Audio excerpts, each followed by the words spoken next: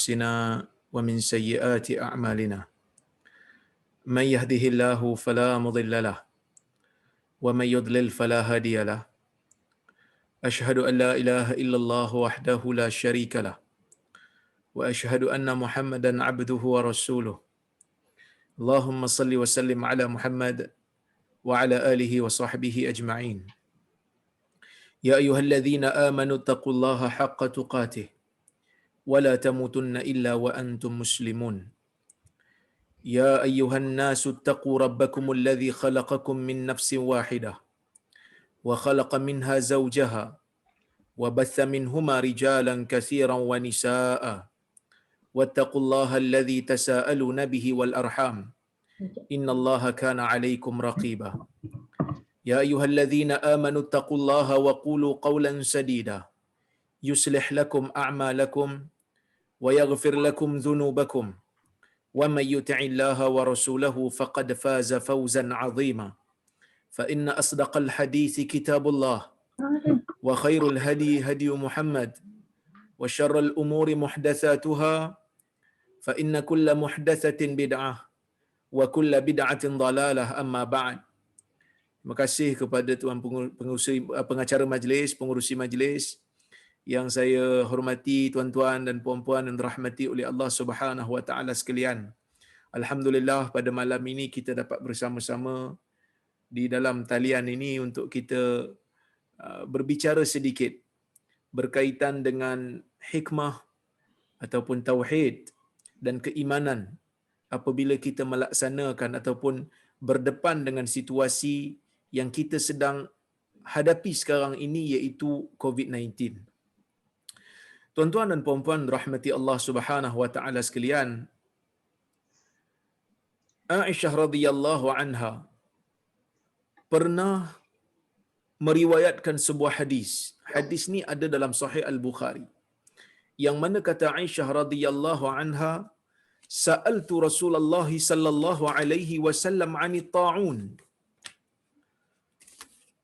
fa akhbarani annahu 'adzabun yab'athuhu Allah 'ala man yasha wa anna Allah ja'alahu rahmatan lil mu'minin laysa min ahadin wa yaqa'u ta'un fayamkuthu fi baladihi sabiran muhtasiba ya'lamu annahu la yusibuhu illa ma kataballahu lahu illa kana lahu mithlu ajri shahid atau kama qala Rasulullah sallallahu alaihi wasallam. Aisyah pernah bertanya Nabi sallallahu alaihi wasallam.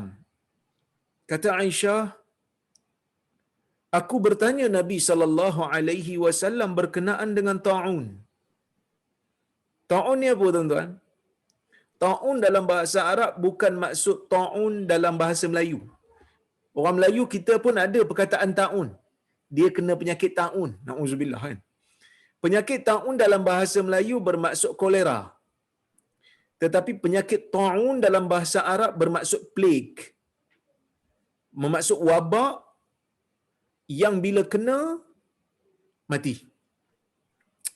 Mudah merebak dan akan mati. Cepat.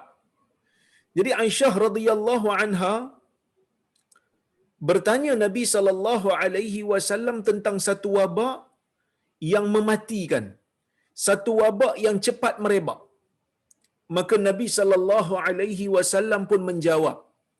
Kata Nabi, fa akhbarani, kata Aisyah, Nabi mengkhabarkan kepadaku annahu azab, sesungguhnya ta'un ini merupakan azab. Ta'un ini ataupun wabak bencana yang Allah Ta'ala turunkan kepada orang-orang dalam dunia ini merupakan azab. Ba'athahu Allahu ala man yasha, yang Allah Subhanahu wa Ta'ala hantar kepada sesiapa yang Dia kehendaki.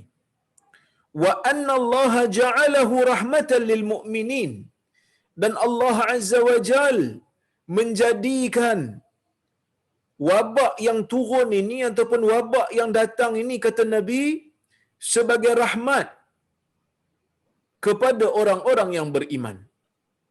Wa innahu laisa min ahadin, sesungguhnya tidak ada seorang pun, Yaqa'u ta'un, apabila berlaku ta'un, fayamkuthu fi baladihi, kemudian dia duduk di rumah dia, dia duduk di negara dia. Dalam Musnad Ahmad, dalam riwayat Ahmad sebut fayamkuthu fi baitih, duduk di rumah. Manakala dalam riwayat Al-Imam Al-Bukhari disebut duduk di negeri dia, tak keluar daripada daerah dia. Sabiran muhtasibah, dalam keadaan dia duduk tu dalam keadaan sabar. Dia duduk dalam keadaan mengharapkan pahala daripada Allah. Ya'lamu annahu la yusibuhu illa ma kataballahu lah.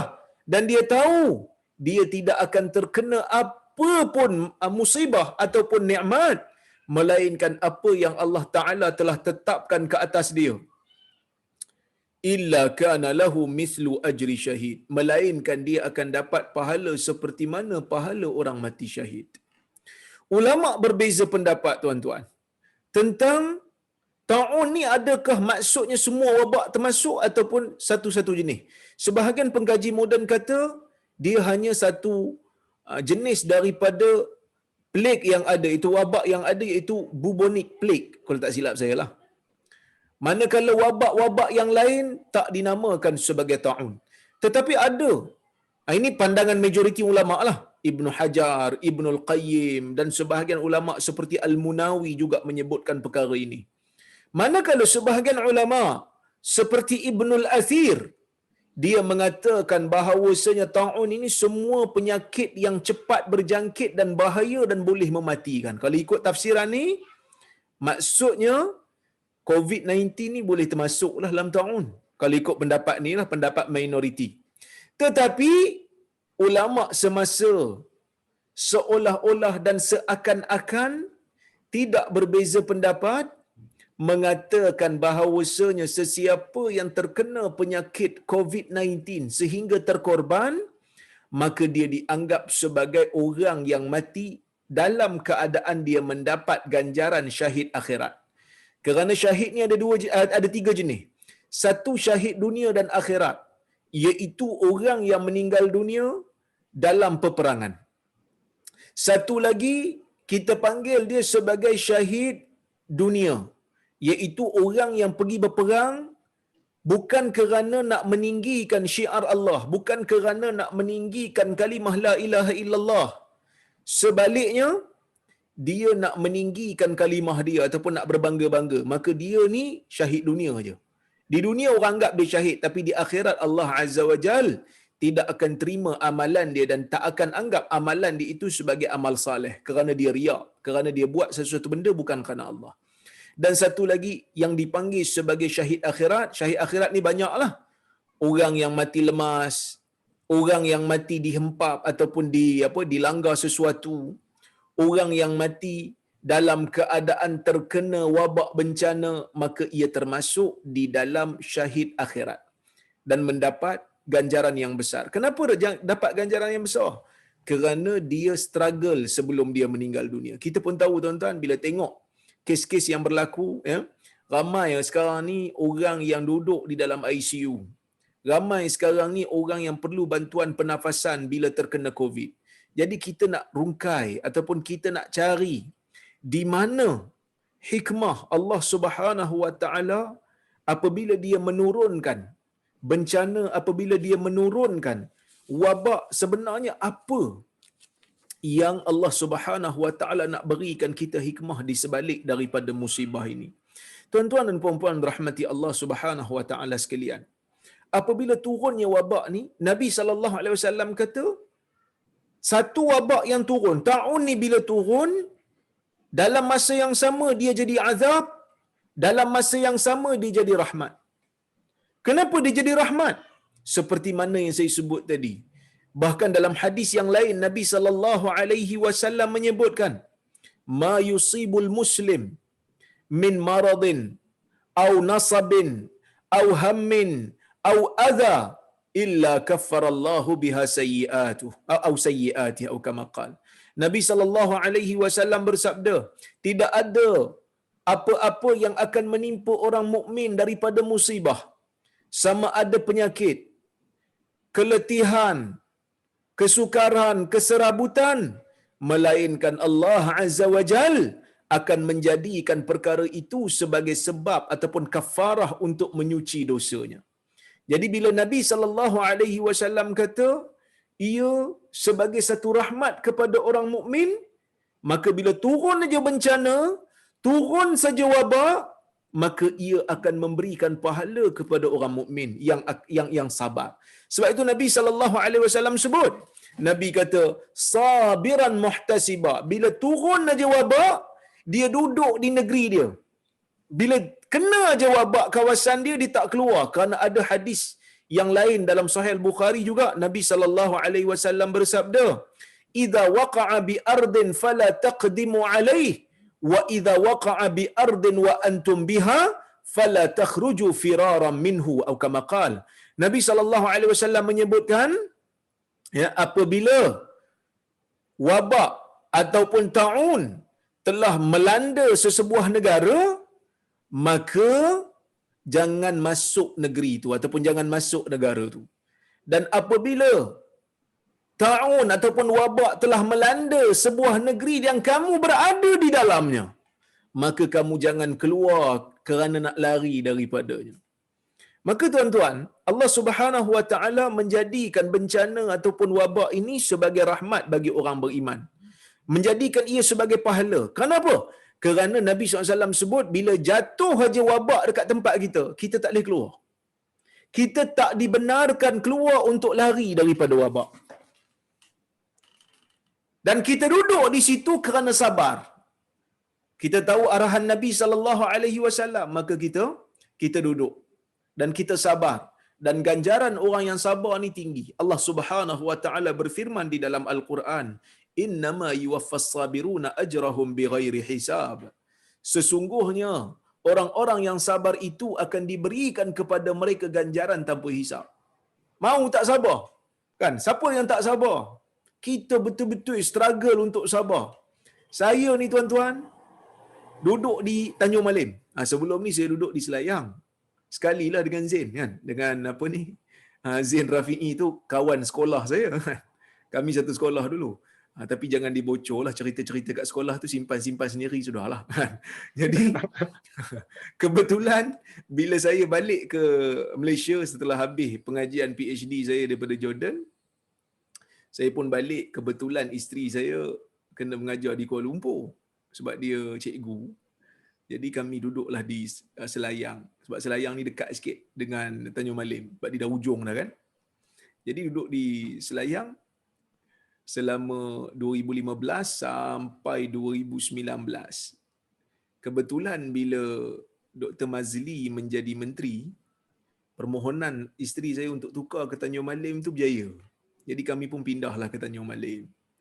Bila pindah Tanjung Malim, tiba-tiba tak lama lepas kami pindah Tanjung Malim, setahun lebih pindah Tanjung Malim, berlaku COVID. Sebab COVID tahun 2020 kan. Kami pindah 2019. So bila berlaku aja, masa tu saya dah kata dah, nasib baiklah kita PKP dekat Tanjung Malim. Kalau kita PKP dekat Selayang, saya tak tahulah, kita raya dengan Rohingya je lah kot. Dekat Selayang tu ramai Rohingya kan. Tapi itu tahun lepas. Maksudnya bila raya, masa bulan puasa kita dikurung. Bila raya kita boleh rentas daerah, cuma tak boleh rentas negeri. Tiba-tiba tahun ni boleh rentas daerah sepanjang bulan puasa. Lagi 2 hari, 3 hari nak raya, kerajaan kata tak boleh. Kerajaan kata rentas negeri tak boleh, rentas daerah tak boleh. Kan, anak-anak masa tu dah seronok nak balik kampung. Jadi saya pun kata dekat orang rumah, saya kata tak boleh lah, kita tak boleh balik. Sebab apa? Sebab kerajaan tak bagi. Saya pegawai kerajaan. Usah kata pegawai kerajaan, saya ni orang kenal, ramai juga orang kenal. Satgi langgar SOP, satu Malaysia duk balun saya macam mana ustaz-ustaz selebriti sebelum ni kena. Jadi saya kata tak boleh lah, kita duduk kat Tanjung Malim. Dan kita sabarlah kan. Kita sabar, tak pernah raya tak balik kampung. Kali ni kita tak balik kampung. Sabar. Saya tahu tuan-tuan dan puan-puan juga sabar. Selangor pun kes, banyak kes. Kan, yang kadang-kadang sporadik, yang kadang-kadang tak tahu datang daripada kluster mana. Jadi sabar, duduk dalam keadaan sabar, mengharapkan supaya Allah Ta'ala angkat segera wabak ni. Mengharapkan supaya Allah Subhanahu Wa Ta'ala selamatkan kita dan kita duduk di negeri kita, kita tak keluar, kita amalkan penjarakan, kita sabar, muhtasiba, dan kita mengharapkan pahala daripada Allah. Ni rahmat yang Nabi kata ni. Sabar tu dapat pahala. Muhtasiba, mengharapkan Allah memberikan kita pahala, dan kita menguatkan akidah. Tidak akan kena pada kita melainkan apa yang Allah Azza wa Jalla telah tetapkan bagi kita. Katalah kita dah jaga dah semua SOP. Kita dah jaga dah. Macam-macam dah kita jaga, kita dah guna hand sanitizer, kena juga. Maka pada masa tu kita jangan salahkan sesiapa. Kita kata qaddarallahu wa ma syaa fa'al. Sesungguhnya Allah Taala telah mentakdirkan, dan apa yang Allah Taala inginkan itulah yang akan terjadi. Itulah yang dia akan buat. Maka kenalah kita. Kalau Allah Subhanahu wa taala takdirkan kita kena. Tapi kalaulah kata kita tak kena, kita juga tetap akan diberikan oleh Allah Azza wa Jalla pahala. Tuan-tuan dan puan-puan rahmati Allah sekalian, ya. Kalau kita tengok Ibnu Hajar Al-Asqalani, seorang ulama bermazhab Syafi'i, dia ada karang satu kitab nama dia Fathul Bari. Tuan-tuan biasa dengar kot nama Fathul Bari ni. Fathul Bari kalau kat Malaysia dia orang politik. Tapi saya bukan maksudkan Fathul Bari orang politik tu, saya maksudkan nama kitab. Fathul Bari Syarah Sahih Al-Bukhari. Dia mengarang kitab Fathul Bari Syarah Sahih Bukhari. Ketika dia mensyarahkan hadis yang saya baca ni, dia kata, Ibn Hajar kata, hadis ni bukan menjanjikan pahala bagi orang yang meninggal sebab taun. Bila Nabi kata, laisa min ahadin yaqa'u ta'un, tidak ada seorang pun apabila ta'un berlaku, fayamkusu fi baladihi, kemudian dia duduk di negeri dia, sabiran muhtasiba, sabar dan mengharapkan pahala, ya'lamu annahu la yusibuhu illa ma kataballahu lahu, dan dia tahu, dia percaya tidak akan terkena pada dia melainkan apa yang Allah Taala telah tetapkan bagi dia, illa kana lahu mithlu ajri syahid, melainkan dia akan dapat pahala syahid. Sebahagian orang mungkin ingat dapat pahala syahid ni orang yang terkena COVID dan mati je. Tak, kata Ibn Hajar, orang yang terkena wabak, mati disebabkan wabak tu, dia dapat pahala syuhada. Dia dapat syuhada akhirat, dapat pahala banyak. Kerana Allah Ta'ala berikan dia musibah. Tapi, orang yang macam kita yang tak kena lagi ni, orang yang macam kita yang tak kena, duduk kat rumah, duduk kat negeri, tak keluar, tak rentas daerah, tak rentas negeri, duduk di kawasan sendiri, jaga SOP. Kata Ibn Hajar, orang yang duduk di rumah, di negeri, tak keluar, kerana nak menjaga supaya wabak tidak merebak, dia dapat pahala seperti pahala syahid. Walaupun dia tak dapat pahala syahid tu 100%, tetapi dia dapat juga pahala kerana dia melaksanakan tuntutan Nabi sallallahu alaihi wasallam. Tuan-tuan dan puan-puan rahmati Allah Subhanahu wa taala sekalian. Hadis ni menyebutkan 3 benda. Kesabaran, mengharapkan pahala, dan redha dengan takdir Allah. Ni 3 benda yang kita perlu ada ketika mendepani wabak yang kita sedang hadapi sekarang. Benda inilah yang paling penting sekali. Mungkin ada sebahagian daripada kita yang kadang-kadang kata, alah ustaz, tak payahlah nak pergi jaga SOP, nak pakai mask sebagai ni, nak solat jarak-jarak ni. Dia kata takut dengan COVID ke takut dengan Allah? Kan, kadang-kadang ada juga sebahagian ustaz yang dia tak berapa pro dengan SOP ni. Dia kata ini semua adalah konspirasi Dajjal.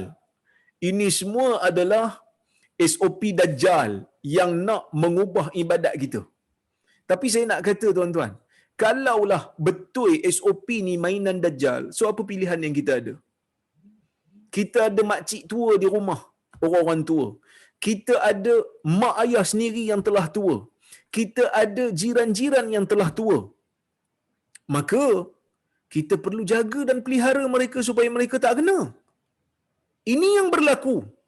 Kadang-kadang orang hanya membantah, tetapi mereka tidak memberikan solusi. Jadi kita nak kata, saya nak sebut kat sini tuan-tuan, takut pada Allah itu takut yang bersifat ta'abbudi. Takut kepada makhluk, takut yang bersifat tabi'i. Contohlah, tuan-tuan, kalau pergi zoo, tiba-tiba ada pekerja zoo buat tawaran. Tengah-tengah tengok kandang king cobra. Bagusnya dia panggung naik. Orang tu tanya kita, nak masuk tak kandang ni? Saya bagi free. Tuan-tuan nak masuk tak? Kalau tak ada ilmu nak menjinakkan ular, kita pun tak masuk. Saya pun tak masuk. Saya takut ular. Kan?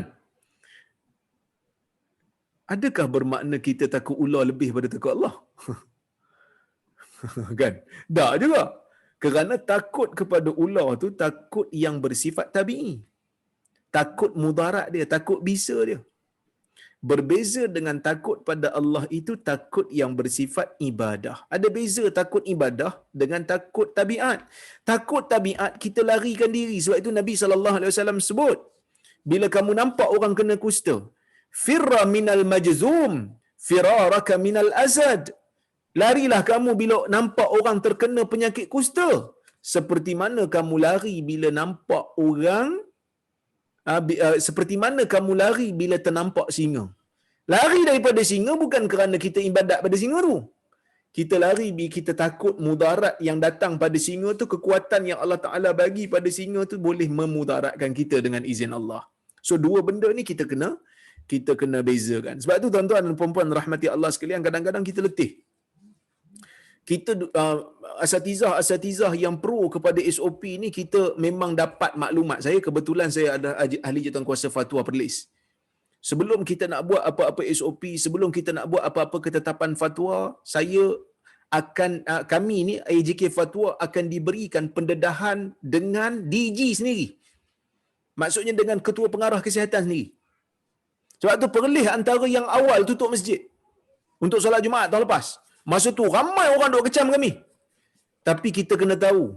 Dia kata, kenapa negeri lain tak buat? Selangor boleh relax aje. Perlis bukan macam Selangor.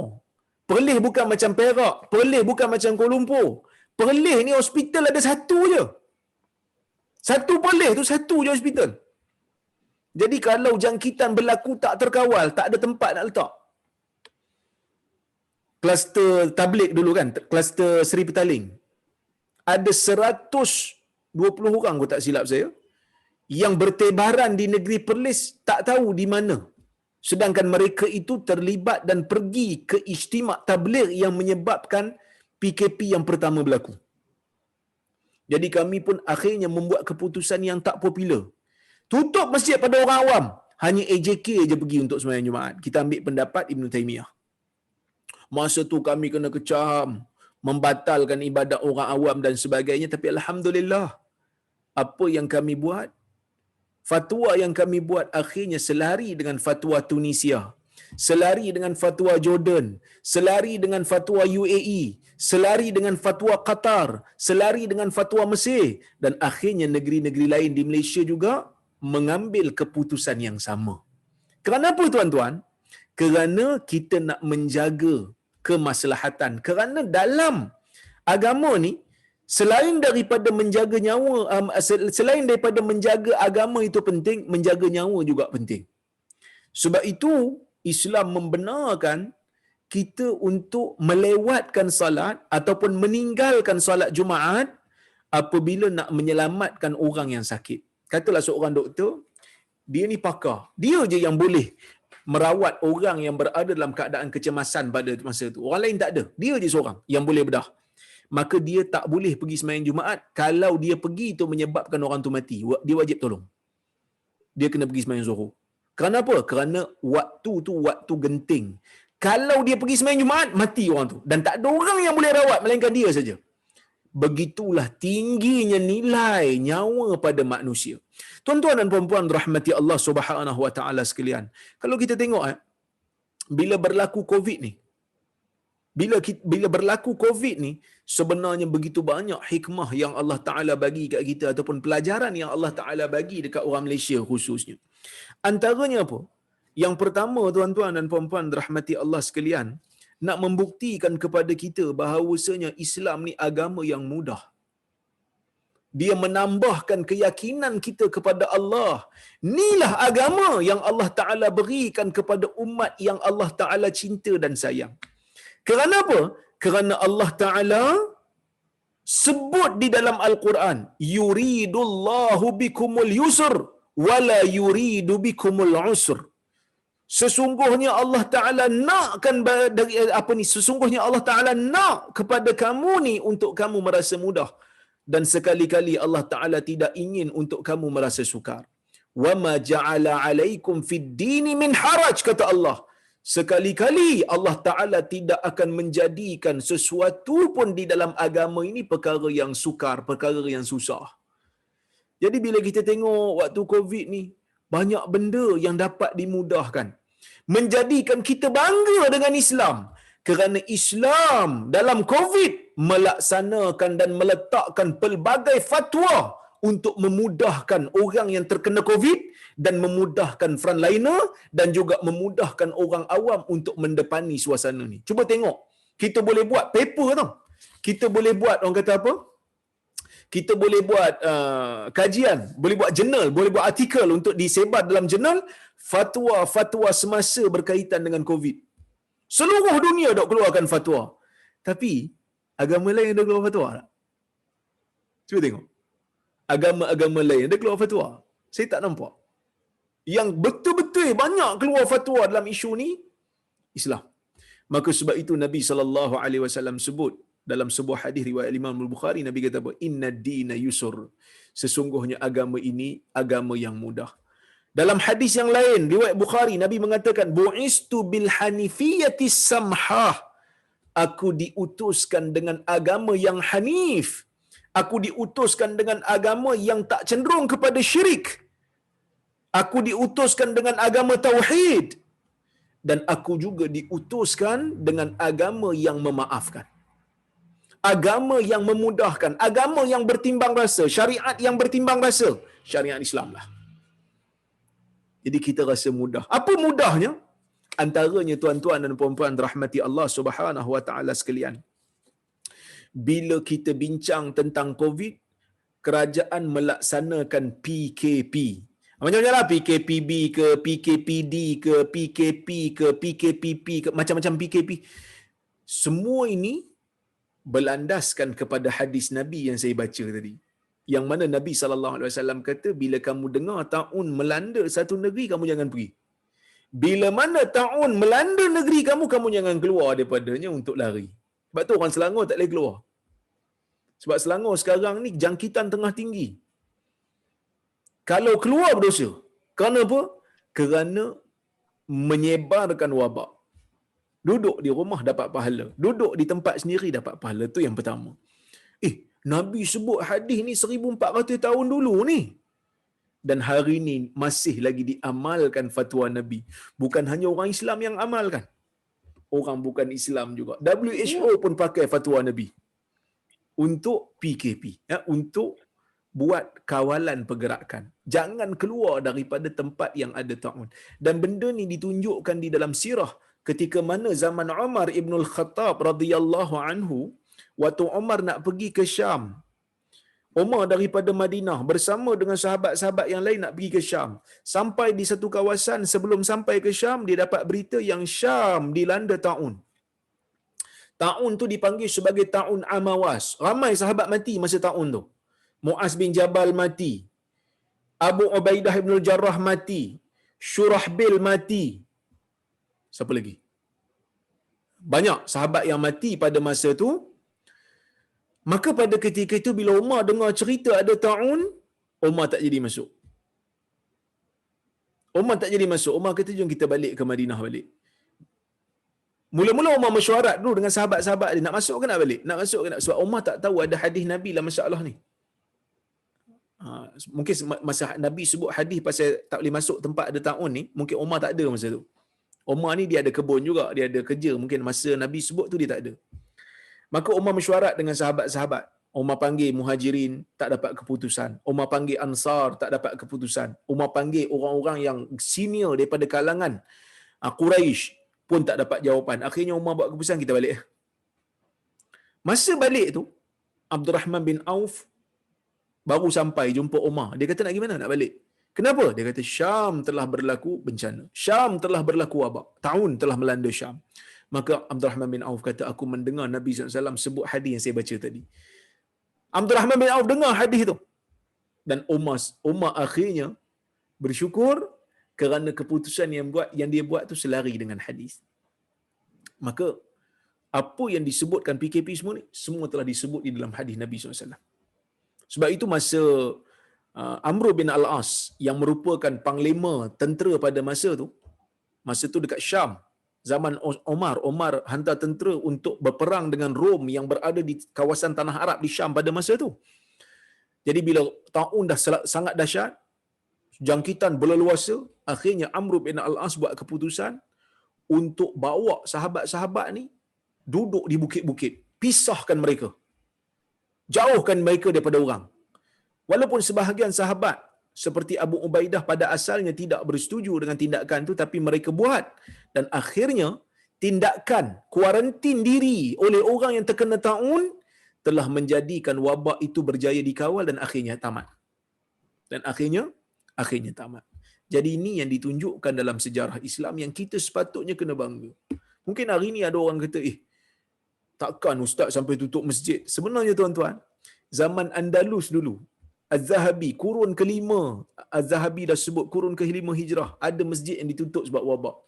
Sepanjang sejarah ada masjid yang ditutup kerana wabak. Kerana apa tuan-tuan? Kerana kalau hujan pun boleh untuk tak pergi masjid, hujan yang membasahkan baju pun boleh tak pergi masjid, dapat uzur, takkanlah penyakit yang membahayakan nyawa tak dapat uzur. Itu satu. Yang kedua, Nabi SAW sebut, siapa makan, man akala min hadhihi syajara, siapa makan sesuatu daripada pokok ni, iaitu pokok bawang, makan bawang mentah, makan bawang putih mentah, fala yaqribanna musallana, jangan dekati kami di tempat salat kami, fa innal malaikah tata'adza ma yata'adza bihi banu adam, atau kama qala, kerana malaikat akan berasa sakit dengan bau yang anak Adam merasa tak selesa. Kalau anak Adam pun bau busuk bila bau mulut kita yang makan bawang yang mentah ni, apatah lagi malaikat akan berasa sakit. Itu sekadar bau. Bau pun tak boleh pergi masjid. Apatah lagi kalau bawa penyakit. Mungkin orang kata, ustaz, yang sihat pergilah. Yang tak sihat, jadi demam tak payahlah pergi. Kita tak tahu sekarang tuan-tuan, kadang-kadang nampak sihat tapi dia pembawa. Dia sihat tapi dia pembawa. Kan? Baru banyak kes nampak dia sihat tapi akhirnya dia adalah pembawa. Dekat Tanjung Malim ni pun ada satu kes pelajar politeknik Berang. Sihat. Nampak sihat, tak sakit, tapi akhirnya mewujudkan kluster baru. Jadi dah banyak dah kes. Mungkin kita adalah orang yang boleh tahan, tak ada simptom. Asymptomatic. Kita tak ada simptom. Tiba-tiba kita bawa jangkit dekat orang tu boleh mati kerana dia punya antibody tak kuat. Maka itu yang pertama. Menjadikan kita merasa bangga agama Islam tu agama yang mudah. Ya? Baik, kemudian tuan-tuan dan puan-puan rahmati Allah Subhanahu Wa Taala sekalian. Bila kita tengok banyak sebenarnya rukhsah yang disebutkan oleh para ulama yang berkaitan dengan COVID. Antaranya apabila jangkitan berleluasa sampai tak boleh nak kawal, solat Jumaat boleh digantikan dengan solat Zuhur. Walaupun baru ni adalah seorang ustazah dia silap cakap sikit, dia kata tak 3 kali tak pergi sembahyang Jumaat sebab masjid tutup, kena taubat. Sebenarnya Nabi SAW dalam hadis riwayat Abu Dawud tu Nabi kata, man taraka thalatha juma'in tahawunan min ghairi uzur khatamallahu ala qalbi atau taba'allahu ala qalbi. Itu maksud Nabi tu, Nabi kata 3 kali Jumaat ditinggalkan dengan dalam keadaan meringan-ringankan dan tanpa uzur. Bukan tinggal sebab ada uzur penyakit. Bukan tinggal sebab ada wabak. Yang 3 kali sembahyang Jumaat sampai Allah Ta'ala kunci pintu hati tak terima hidayah ni, tinggal dalam keadaan tak ada uzur. Saja tinggal. Kita tinggal ni dalam keadaan ada sebab. Nak jaga wabak, nak kawal. Maka sebab itu rukhsah yang Islam bagi memudahkan orang menjaga nyawa. Kemudian tuan-tuan dan puan-puan rahmati Allah sekalian,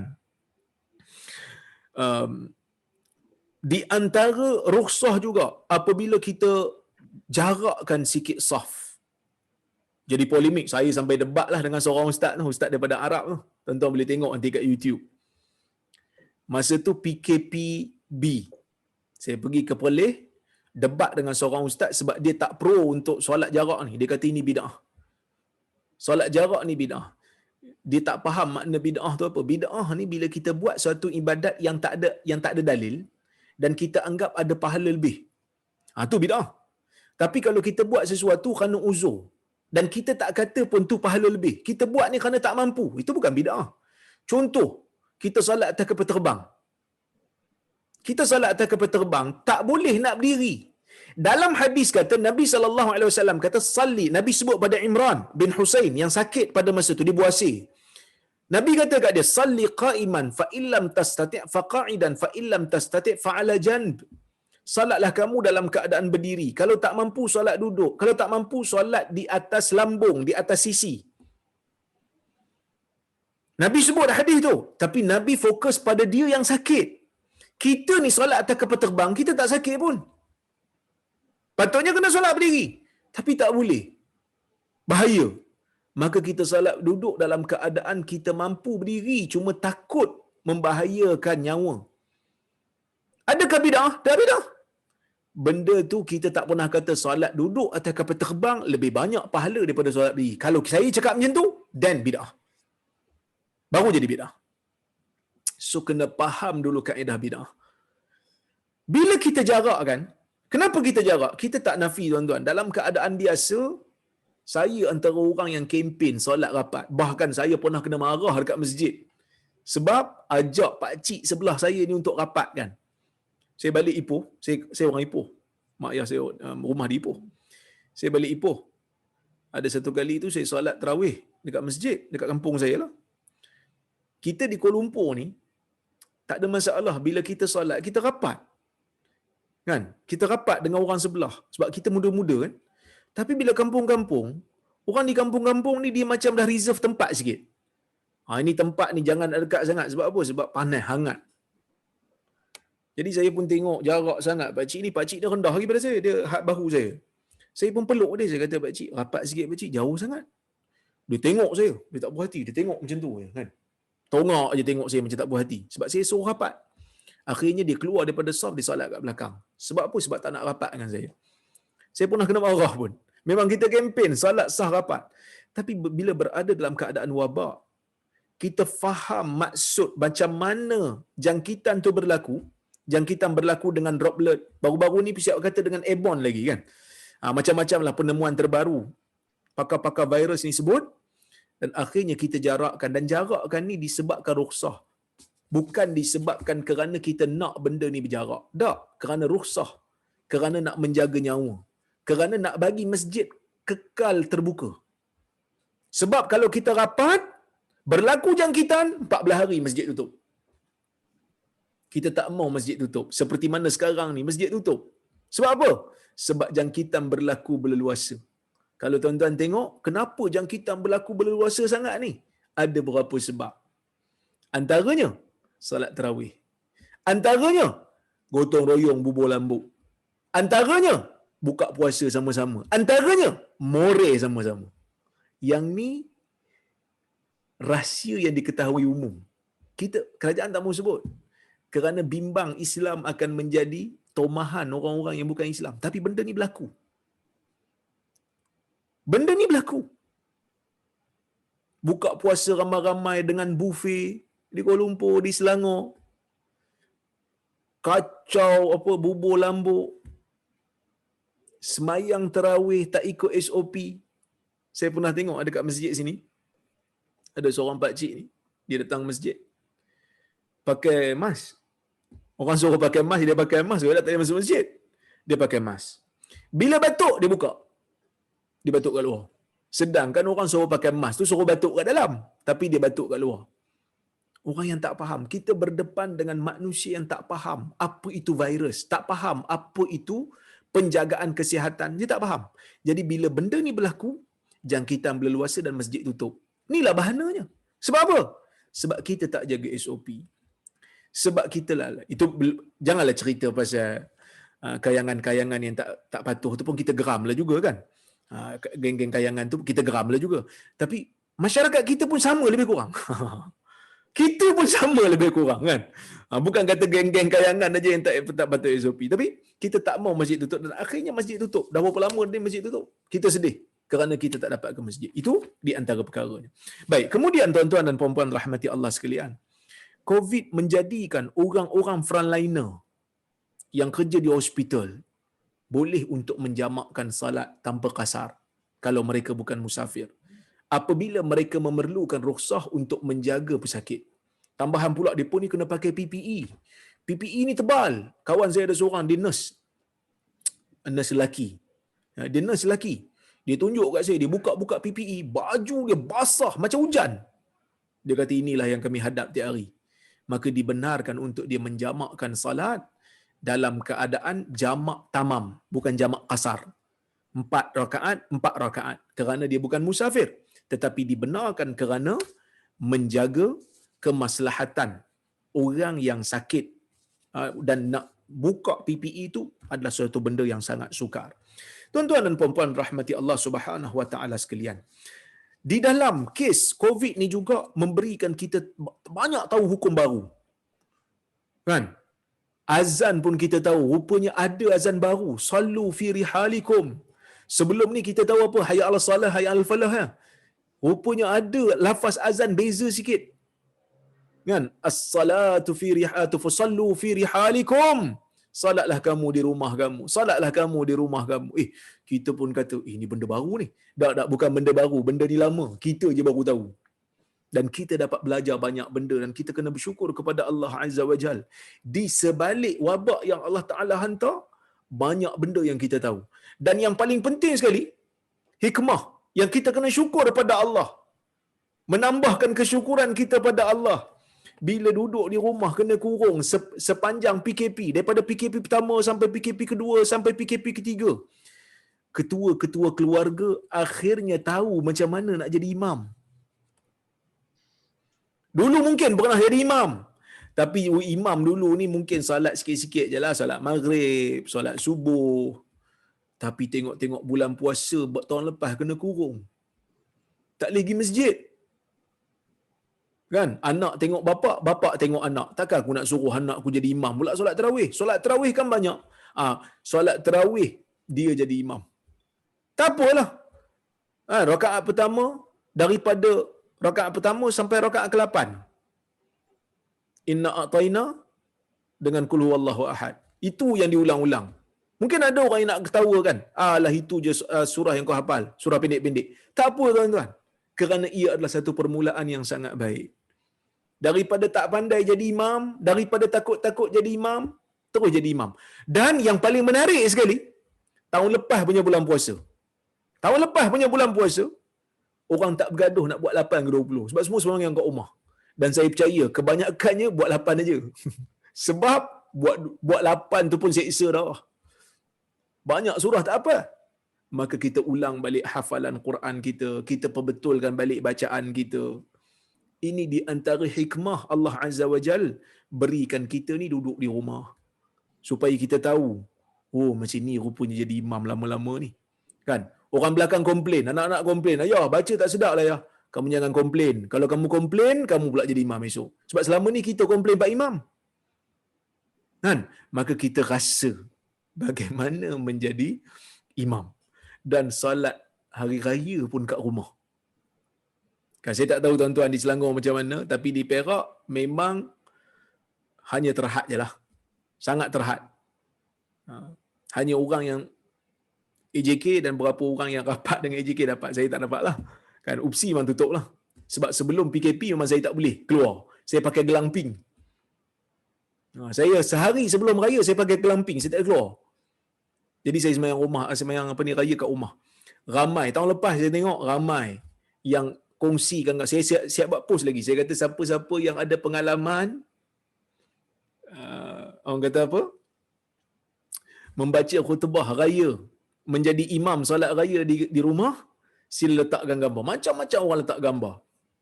Ada yang pakai tongkat, ada yang pakai mop, ada yang pakai pedang pedang Avengers pun ada, macam-macam. Kerana nak menunjukkan keseronokan, menimba pengalaman, belajar sesuatu yang tak pernah kita fikir dalam kepala kita. Inilah hikmah yang Allah Ta'ala berikan kepada orang-orang yang terlibat dalam bencana pada waktu ini. Tuan-tuan dan puan-puan rahmati Allah sekalian, COVID ni juga menjadikan kita ni um, disiplin, berdisiplin untuk mengambil ilmu. Kalau ilmu agama, kena ambil daripada orang yang belajar agama.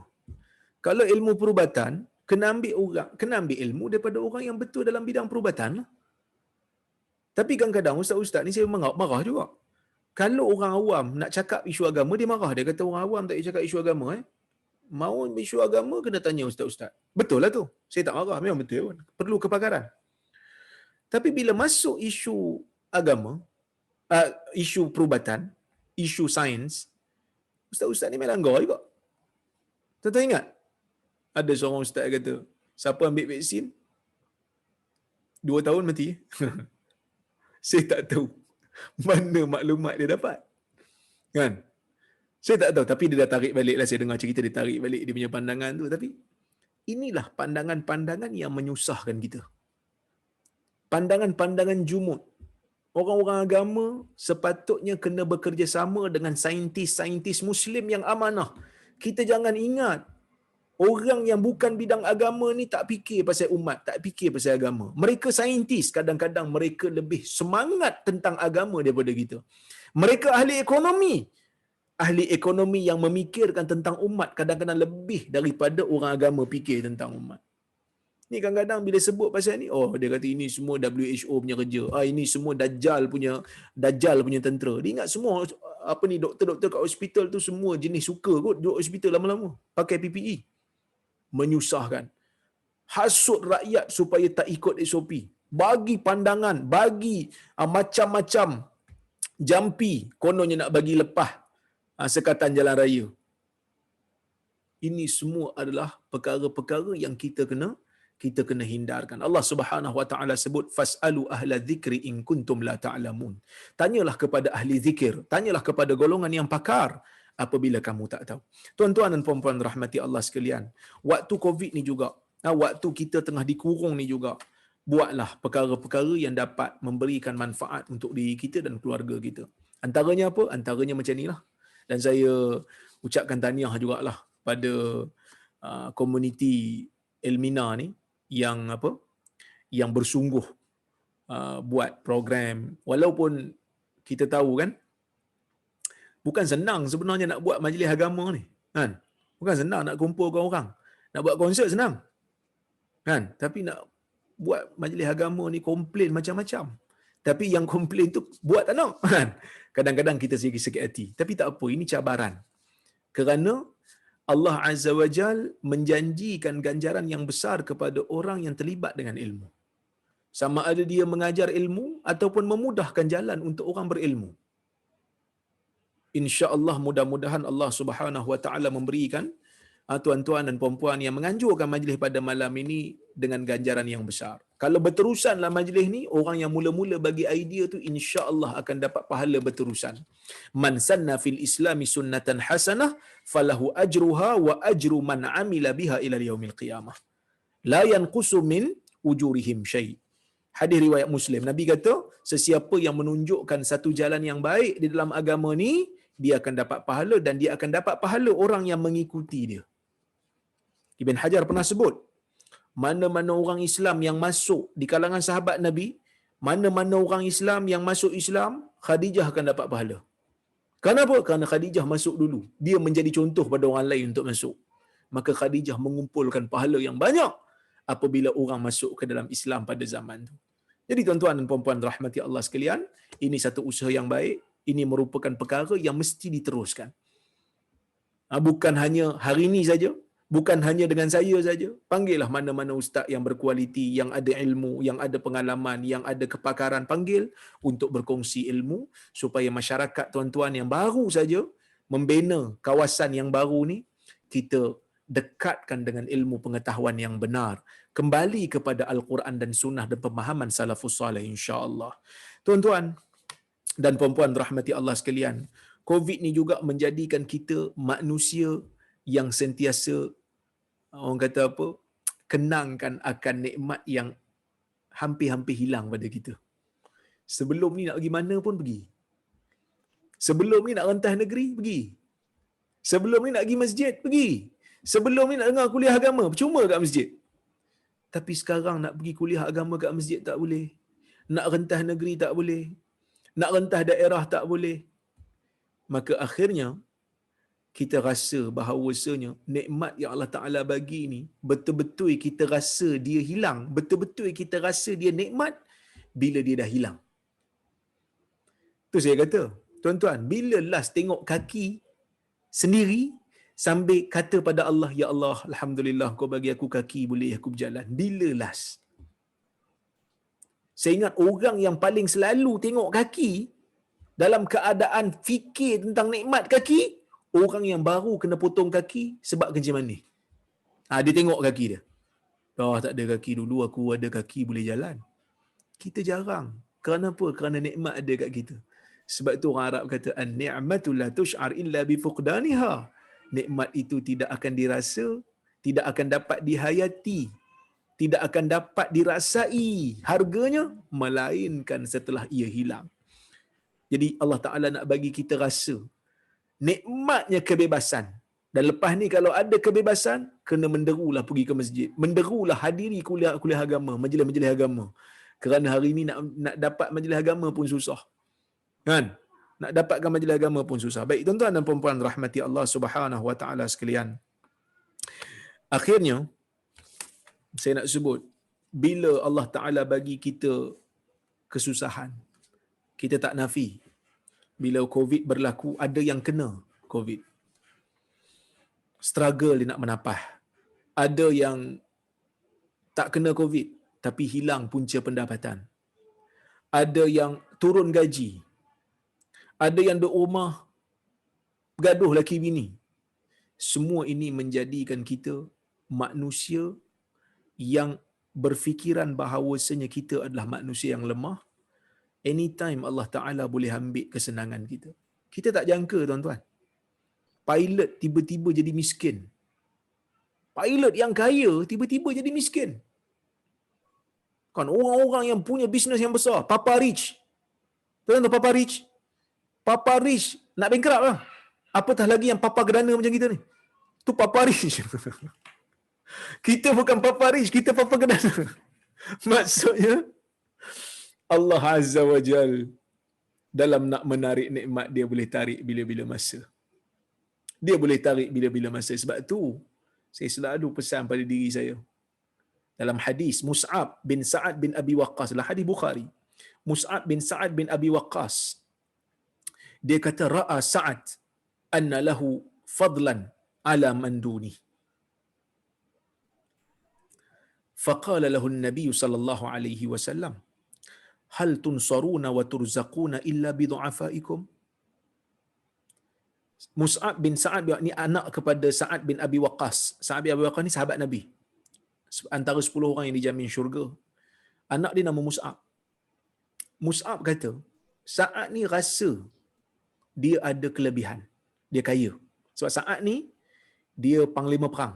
Dia punya panahan tepat. Sebab Nabi doa kat dia, Allahumma saddid li Sa'ad ramyatahu. Ya Allah, tolong tepatkan panahan si Sa'ad ni.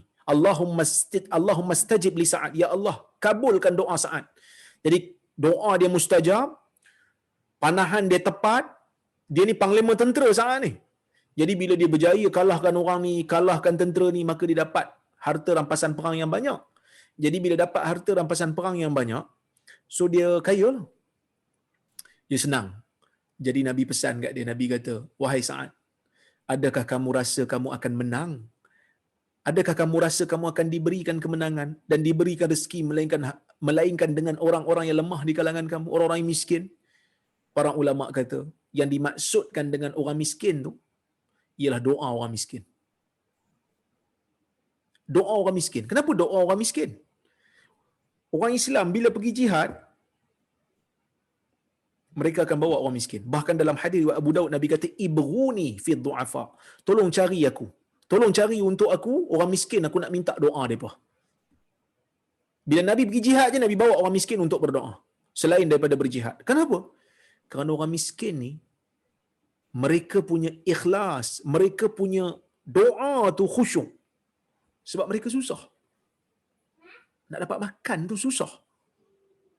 Tuan-tuan dan puan-puan rahmati Allah sekalian. Saya nak cerita sikitlah pengalaman saya. 2011, UPSI minta saya pensyarah UPSI. Saya pensyarah Universiti Pendidikan. Tu Dr. Tanjung Malim ni. Majikan saya lah, dia wajibkan saya pergi buat PhD kat luar negara. Saya, degree saya dekat Jordan, lepas tu saya balik, lepas tu saya buat master, masa tu saya join UPSI. UPSI hantar saya buat master dekat UIA. Lepas tu untuk PhD, UPSI wajibkan saya pergi ke luar negara. Dia kata, pergilah mana pun. Kau nak buat PhD, kena buat luar negara. Sebab kuota banyak, orang tak nak pergi. Saya kata, kalau nak hantar saya keluar negara, saya nak pergi Jordan balik. Sebab apa? Sebab saya kata yang pertama Saudi susah nak pergi sebab saya bukan degree Saudi. Yang kedua Mesir tengah bergolak pada masa tu sebab Mursi baru saja dijatuhkan. Syria pun bergolak pada masa tu. Yang aman sikit, aman lah kan. Ibu negara Jordan tu pun nama Aman, jadi aman lah dia kan. Jadi saya nak pergi Jordan balik. Maka saya pun pergi. Buat keputusan pergi. Masa tu anak seorang. Anak saya ni, yang seorang ni, yang sulung ni, dia masa tu umur baru 9 bulan. Pergi sana, kami bertiga. Saya, isteri dan anak. Anak sulung. Allah Ta'ala uji kami. Bahawa bulan bila saya pergi ke Jordan, saya pergi bulan 9, bulan 10, bulan 11, bulan 12, sejuk. Sejuk. Jordan ni kalau sejuk dia lain macam. Dia boleh turun sampai negatif 8. Jadi bila musim sejuk, tuan-tuan tahu lah musim sejuk ni musim orang demam lah. Anak saya demam. Demam dia demam yang betul-betul kuat. Sebab dia lahir tak cukup bulan. So dia demam kuat. Tiba-tiba dia fit. Dia kena tarik. Dia tak sedar diri. Dia tumbang. Dia sampai berbuih mulut. Masa tu saya kereta pun tak ada kat Jordan. Pukul 3 pagi. Saya call kawan saya. Kebetulan dia angkat. Dia ada kereta masa tu.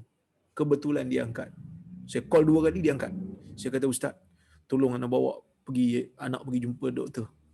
Pergi jumpa doktor. Dah lah sejuk. Dia rendam dalam air sejuk. Sebab demam kan, nak turunkan suhu. Dia masukkan sap dekat punggung.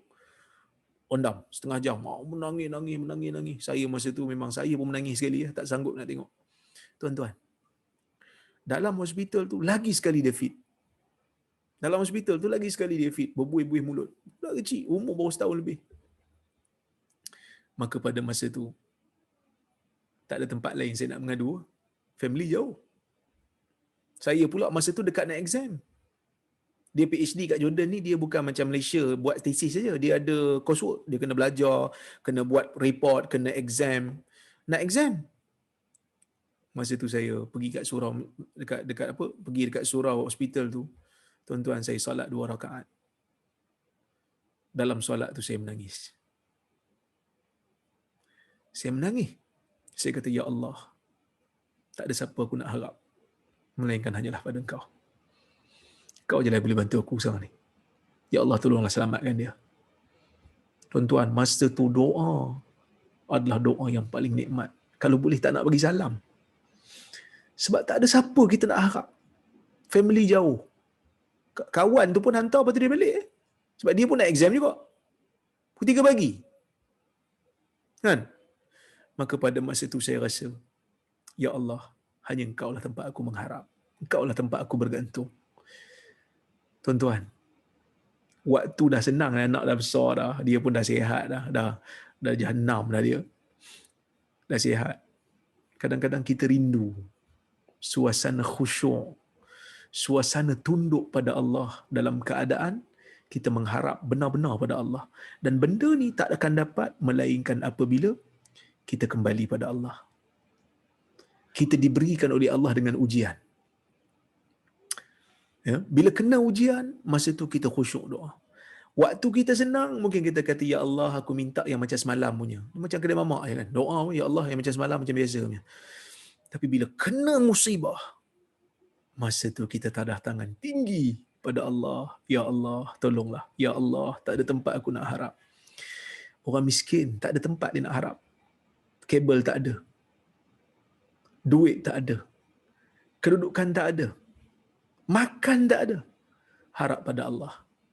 Maka sebab itu doa orang yang susah, Allah Subhanahu Wa Taala kabulkan. Itu pertama.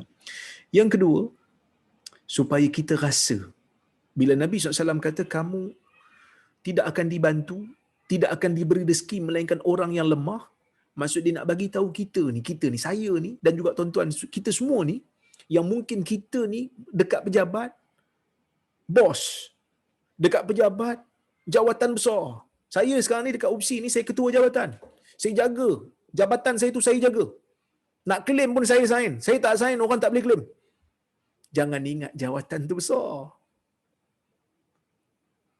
Jangan ingat orang yang sapu sampah dekat toilet dekat UPSI tu lebih rendah. No.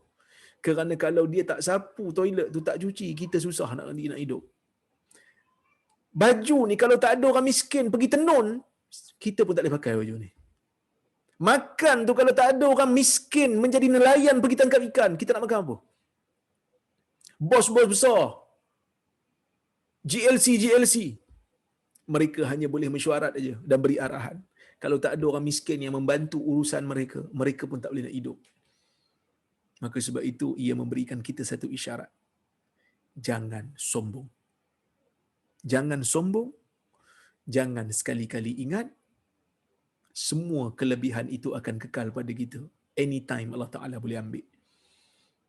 Jadi kalau siapa yang terjejas, kembali pada Allah, doa pada Allah, insya-Allah akan diberikan kesenangan, akan diberikan kesempatan. Saya rasa cukuplah sekadar tu, lama dah sini saya cakap. Terima kasih banyak. Saya serahkan balik pada tuan pengurusi kita. Ya, Alhamdulillah, syukran jazilan doktor.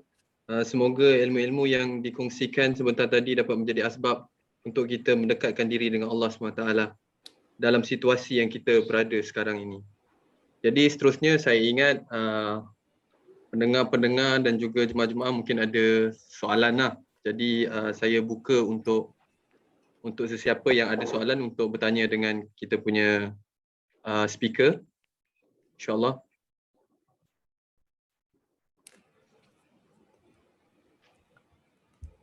Faham semua dah kot. Assalamualaikum. Waalaikumsalam. Tu ada soalan. Doktor, saya Fakrul daripada Seminar ini lah. Ini saya nak bertanya mengenai perubatan Islam. Sebab macam benda ni macam sangat memberi kesan lah kepada saya bila baru tengok video ada ustaz ni lah. Dia mempersoalkan sebab di perubatan Islam ni dengan COVID, DG pernah ditanya mengenai benda ni lah. Maknanya ada orang suggest menggunakan perubatan Islam sebagai solusi kepada COVID ni lah. And then apa yang diberi jawapan adalah perlu lebih pembuktian bahawa cara perubatan itu berkesan baru boleh digunakan secara meluas lah untuk masyarakat. Dan then ustaz ni dia kata okey, bila kita persoalkan keberkesanan perubatan Islam menyebabkan soal akidah. Sebab perubatan Islam ni based on hadis daripada Nabi kan. So tak perlu lagi dipertikaikan bahawa dia ni berkesan atau tidak. So apa komen ustaz mengenai ini? Okey, terima kasih. Soalan yang baik berkenaan dengan perubatan Islam ya. Sebenarnya kita kena betulkan balik cara fikir kita. Perubatan Islam ni bukan hanya dengan habbatus sauda, dengan madu, dengan tamar, tetapi perubatan Islam ni juga merangkumi perubatan di hospital. Perubatan di hospital tu pun perubatan Islam juga. Kerana Nabi SAW menyebutkan, innallaha lam yunzilid da illa wa anzala ma'ahu dawa. Sesungguhnya Allah Ta'ala tidak menurunkan penyakit, melainkan Allah Ta'ala akan turunkan penawar, fatadawaw ya bani Adam, maka berubatlah wahai anak Adam. Maka perubatan di hospital tu pun juga adalah perubatan. Baik. Bila kita pergi kepada perubatan Islam yang biasa orang Melayu faham, habatus sauda, madu, perubatan habatus sauda, madu, kismis, tamar, buatin. Baik. Bila kita sebut tentang habbatus sauda, Nabi SAW sebut dalam hadis, betul, kita tak nafi. Nabi sebut habbatus sauda, shifaa'un min kulli da' illa sam. Habbatus sauda itu ubat bagi setiap penyakit kecuali kematian. Perkataan kullu dalam bahasa Arab, semua tu tak boleh difahami semua. Contohnya, kullu man 'alaiha fan, setiap orang akan mati.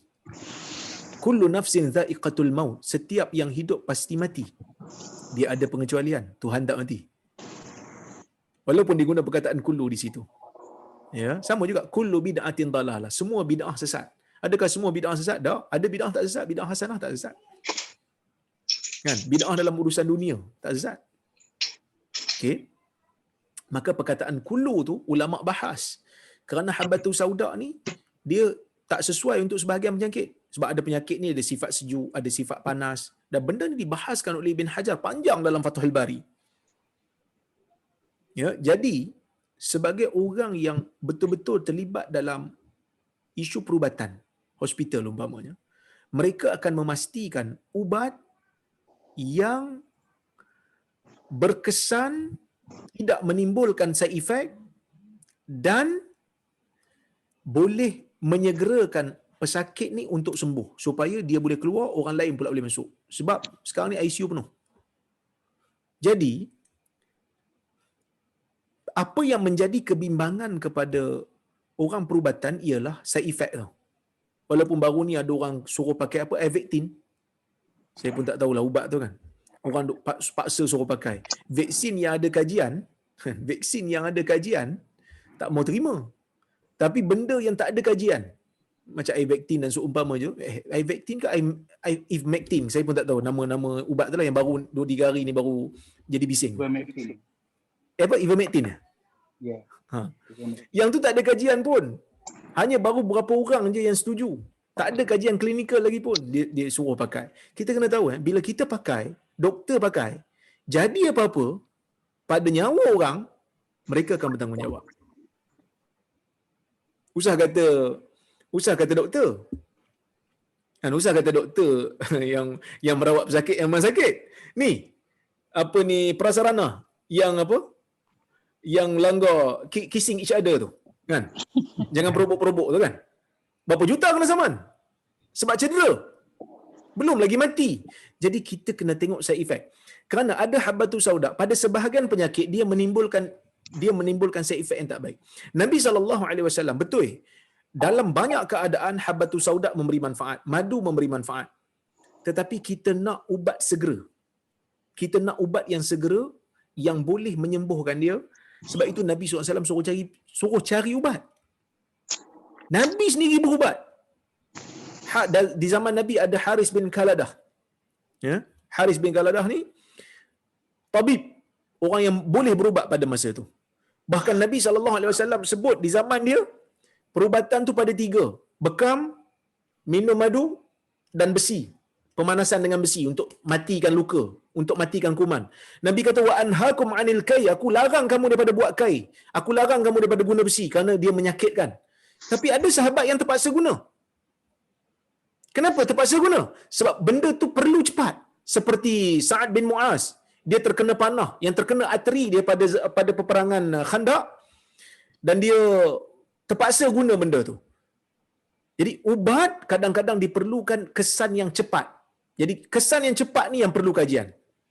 Kesan yang lama macam habatus sauda apa semadu ni bagus, tapi dia mungkin dalam tempoh masa yang lama. Maksudnya dia meningkatkan antibody. Tapi dalam tempoh yang segera, contohlah kan, orang kena langgar, orang kena langgar dengan kereta, hantar ke emergency, doktor pun tengok, doktor kata ini kita kena buat pembedahan segera. Waris kata, cepatlah doktor, tolonglah, selamatkanlah dia. Darah tengah mancuk keluar, dia kena buat apa? Dia kena jahit, tutup luka tu supaya darah dapat diselamatkan. Cuba bayangkan tiba-tiba doktor kata, dalam keadaan ni minumlah madu. Itu bukan tempat dia. Itu bukan tempat dia. Itu bukan rawatan yang segera pada masa tu. Maka kita kena letakkan hadis tu di tempat dia. Sesuai di tempat dia. Sahabat Nabi SAW sakit. Cedera dalam peperangan. Maka Nabi suruh. Nabi benarkan penggunaan kain. Nabi benarkan penggunaan besi panas untuk menghentikan darah, luka. Nabi tak kata minum madu sudah memadai. Tak. Minum madu.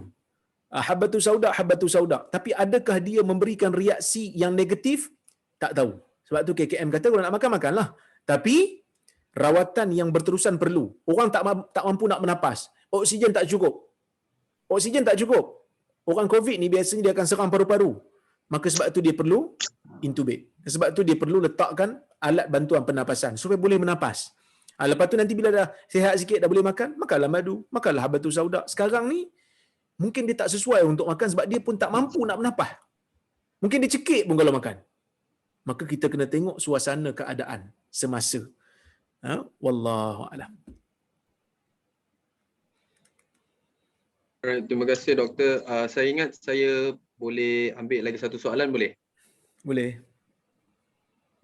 Boleh Okey, ada sesiapa yang nak ajukan soalan kepada doktor?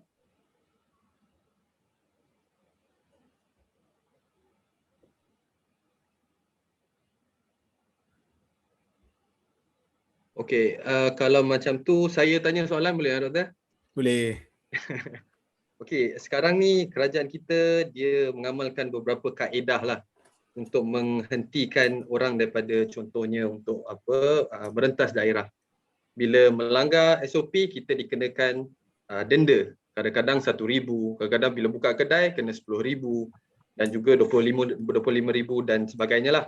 Jadi pada zaman Rasulullah SAW, bagaimana Rasulullah menghindari ataupun menggunakan apa kaedah untuk menghentikan seseorang itu daripada menyebarkan penyakit taun pada ketika itu? Baik. Pertamanya dalam hadis Nabi SAW sebut taun ni dia tak masuk Mekah, tak masuk Madinah. Jadi zaman Nabi tak ada lah. Maka zaman Nabi ni lebih kepada yang umum saja. Nabi tak bagi keluar dan Nabi tak bagi masuk. Orang yang ada dalam Nabi tak bagi keluar. Orang yang tak ada kat dalam jangan masuk. Itu arahan Nabi SAW. Tapi macam mana nak bagi rakyat taat tu termasuk dalam perkara yang dianggap sebagai siasah syariah. Siasah syariah ni maksudnya nak buat polisi tu bergantung kepada kebijaksanaan pemerintah. Jadi dalam Islam ni politik Islam bukan satu politik yang statik. Sebab kalau kita tengok di zaman Nabi SAW, Nabi tak ada menteri. Nabi tak ada menteri, kementerian tak ada. Ada kementerian kesihatan zaman Nabi, tak ada. Kementerian ekonomi ada, MITI ada zaman Nabi. Tak ada kan? Kalau sebab tu semua boleh taat belaka kan. Jadi zaman Nabi tak ada MITI. Zaman Nabi tak ada polis rasmi, tak ada. Tentera pun tak ada, Kementerian Pertahanan pun tak ada. Jadi bila masuk zaman Umar buat perubahan besar. Umar pecahkan kehakiman daripada pentadbiran. Zaman Nabi sekali. Nabi itulah hakim, Nabi itulah jeneral perang, Nabi itulah presiden. Sebab apa? Sebab zaman tu tak memerlukan proses pentadbiran yang rencam sebab kecil. Negeri yang kecil. Bila Umar masuk menjadi pentadbir, Rom jatuh. Rom Timur jatuh. Parsi jatuh zaman Umar di Iraq. Parsi di Iraq jatuh. Rom di Syam jatuh. Jadi negara makin besar. Jadi Umar memerlukan perubahan, perlu reformasi, perlu reform. Maka Umar melantik Syuraih sebagai ketua hakim pada masa itu. Umar pisahkan. Pemerintah tak perlu fikir dah pasal mahkamah. Maka dulu zaman Nabi SAW, pusat pemerintahan adalah masjid. Kat masjid lah tempat pemerintahan. Sekarang tak. Sekarang Putrajaya. Sekarang ada pejabat khas. Maka sebab itu, perubahan berlaku dan ini tidak dilarang dalam agama. Ia elastik. Politik bersifat anjal. Islam meletakkan prinsip, macam mana nak laksanakan? Terpulang kepada kebijaksanaan pemerintah.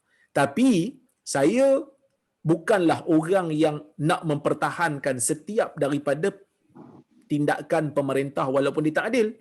Tapi ada asas tak? Compound tu ada asas lah. untuk menjadikan rakyat taat, rakyat kena taat. Seperti mana rakyat kena taat untuk lampu isyarat. Tapi ketidakadilan berlaku ke tak berlaku? Setakat ni saya tengok semua kena compound lah. Cuma bilangan ataupun jumlah compound tu berbeza-beza. Yang ni bukan bawah kuasa Perdana Menteri ke Menteri Besar, yang ni bawah kuasa hakim dan magistrat. Yang ni panjang lah kalau kita nak cerita. Cuma alhamdulillah kita tengok kena. Semua kena. Menteri buat kena, orang biasa buat kena. Cuma jumlah beza-beza. Dan baru ni Menteri Agama pun dikabarkan kena compound juga sebab pergi tahnik orang.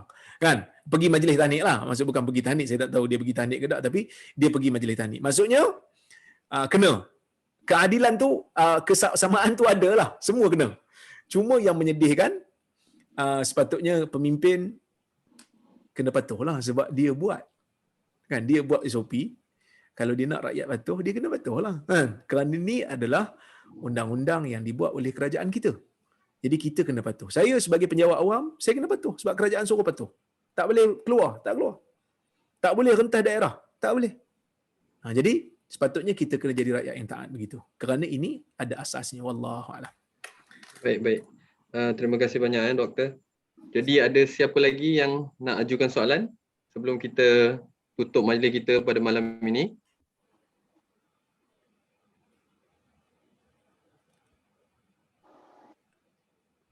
Okay, saya kira tak ada lah. Jadi semoga kita semua diberi ilmu yang manfaat, rezeki yang baik dan amalan-amalan ibadah yang diberkati. Jadi saya juga mengucapkan terima kasih sekali lagi kepada Profesor Madya Dr. Muhammad Rozaimi bin Ramli kerana sudi meluangkan masa. Jadi saya berharap jemaah-jemaah dapat memanfaatkan ilmu kita pada malam ini. Jadi kalau tiada apa-apa lagi, saya tutup majlis kita. Assalamualaikum warahmatullahi wabarakatuh.